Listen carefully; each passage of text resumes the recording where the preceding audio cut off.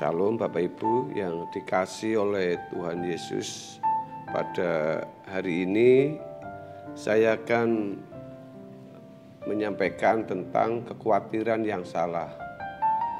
Saudaraku, dalam khotbah Tuhan Yesus di bukit, Tuhan Yesus menyinggung mengenai hal kekhawatiran. Di dalam Matius pasal yang ke-6 ayat 25 sampai ayat yang ke-34. Dari ayat-ayat tersebut disimpulkan agar kita tidak khawatir. Kekhawatiran menjadi kata yang selalu berkonotasi negatif. Mengapa demikian? Hal ini terjadi karena banyak orang tidak memperhatikan konteks ketika Tuhan Yesus berbicara mengenai hal kekhawatiran tersebut. Konteks percakapan pada waktu itu adalah agar orang percaya jangan mengumpulkan harta di bumi, namun memindahkan hati di kerajaan surga.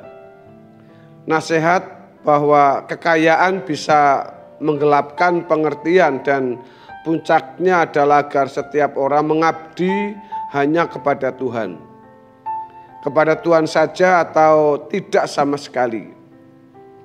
Dihubungkan dengan konteks tersebut atau direlasikan, maka segala kepentingan harus ditiadakan selain mempersiapkan diri memasuki kehidupan yang sesungguhnya nanti di surga dengan mempertajam pengertian untuk mengenal kebenaran dan kepentingan untuk mengabdi kepada Tuhan.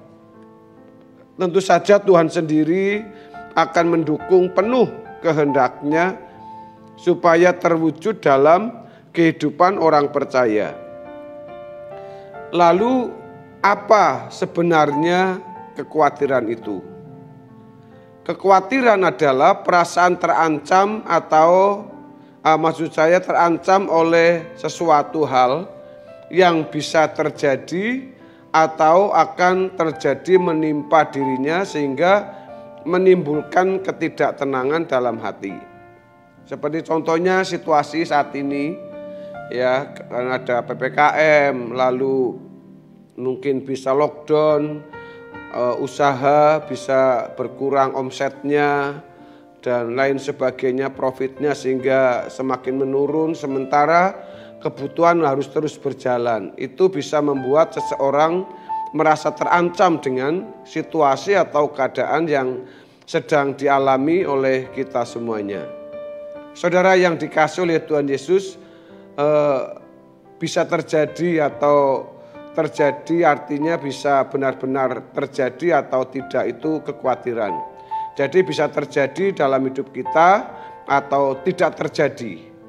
Jika demikian berarti kekhawatiran bisa membuat seseorang bereaksi menghindarkan diri dari ancaman tersebut. Jadi kalau tidak ada kekhawatiran sama sekali bisa membuat seseorang menjadi tidak waspada terhadap sesuatu keadaan yang bisa terjadi menimpa seseorang. Tuhan Yesus berkata, janganlah khawatir akan hidupmu, akan apa yang hendak kamu makan atau minum, dan janganlah khawatir pula akan tubuhmu, akan apa yang hendak kamu pakai. Bukankah hidup itu lebih penting daripada makanan dan tubuh itu lebih penting daripada pakaian? Di dalam Matius pasal 6 ayat 25. Ini bukan berarti kekhawatiran selalu negatif. Harus diingat bahwa kekhawatiran membangkitkan kewaspadaan dan sikap berjaga-jaga. Kalau dilihat konteksnya, yaitu agar orang percaya mencari nafkah, makanan dan pakaian, namun bukan demi makanan dan pakaian itu sendiri, melainkan demi agar maksud Tuhan menempatkan manusia sebagai orang percaya yang terwujud. Sehingga dalam hal ini seseorang tidak boleh memiliki target duniawi atau jasmani. Targetnya adalah mengumpulkan harta di surga, membangun pengertian untuk mengenal kebenaran dan mengabdi sepenuhnya kepada Tuhan. Di dalam ayat 19 sampai ayat yang ke-24. Kekhawatiran yang salah adalah perasaan terancam terhadap sesuatu lebih dari kekhawatirannya tidak memiliki harta di surga dan terbuang dari hadirat Allah. Orang yang memiliki kekhawatiran yang salah tidak akan menghargai nilai-nilai kekekalan atau nilai-nilai rohani. Saudaraku, adalah suatu kesalahan kalau dikesankan secara terselubung atau terang-terangan kepada jemaat bahwa Tuhan pasti memelihara hidup orang percaya, tetapi di lain pihak mengabaikan tanggung jawab untuk bekerja keras memenuhi kebutuhan. Seakan-akan dengan pernyataan Tuhan Yesus agar tidak khawatir merupakan janji bahwa Dia akan memenuhi segala kebutuhan. Dalam hal ini pengertian agar orang percaya tidak khawatir harus dipahami dengan benar. Dalam Matius pasal 6 ayat 25 sampai ayat yang ke-34, Tuhan Yesus sama sekali tidak mengajarkan bahwa orang percaya boleh percaya saja atau aktivitas pikiran, maka Bapa akan memelihara tanpa syarat. Tidak, saudara. Hal ini akan merusak kinerja dan mental orang percaya. Atmosfer seperti ini adalah atmosfer agama non-Kristen, di mana umat berurusan dengan dewa yang mereka sembah untuk memperoleh kemudahan menjalani hidup.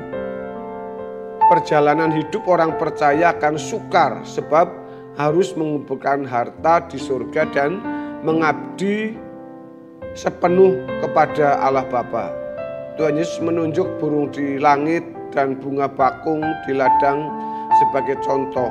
Burung di langit adalah burung yang pergi mencari nafkah, dan bunga bakung di ladang adalah bunga yang hidup, yang terus menyerap makanan, tak berhenti bekerja. Tuhan hendak mengajarkan bahwa ada wilayah yang harus dipenuhi oleh manusia. Seperti burung terbang di langit mencari makanan dan seperti bunga bakung yang menyerap makanan. Tetapi ada wilayah Tuhan yang tidak bisa dikontrol dan dikendalikan oleh manusia. Berkenaan dengan hal ini Tuhan Yesus berkata, siapakah di antara kamu yang karena kekhawatirannya dapat menambahkan sehasta saja pada jalan hidupnya? Dalam pasal 6 ayat yang ke-27 Matius tadi. Orang percaya harus memenuhi bagiannya dalam kehidupannya dengan tekun. Adapun hal yang tidak bisa ditanggulangi oleh manusia sebab di luar kemampuannya, itu menjadi bagian Tuhan. Hendaknya kita tidak memiliki salah pengertian seakan-akan nasihat jangan khawatir melegalkan orang percaya tidak perlu terlalu giat bekerja. Mengesankan bahwa Tuhan akan menopang segala sesuatu walaupun anak Tuhan tersebut tidak giat atau malas dan tidak tekun bekerja. Tidak semua kekhawatiran adalah sebuah pelecehan terhadap Tuhan. Seolah-olah karena dengan kekhawatiran seseorang mengatakan bahwa Allah tidak sanggup mengurus hidupnya. Allah sanggup mengurus hidup umatnya.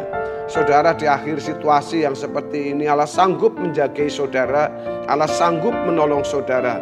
Tetapi kalau umatnya tidak mengurus hidupnya dengan benar, maka pasti hidup dalam kekurangan. Bapak Ibu Saudara, kiranya kebenaran firman Tuhan hari ini memberkati saudara dan saya terus berdoa untuk kita semua tetap dalam perlindungan Tuhan, dalam berkat Tuhan, dan kita semua dicukupi dalam segala kebutuhan kita.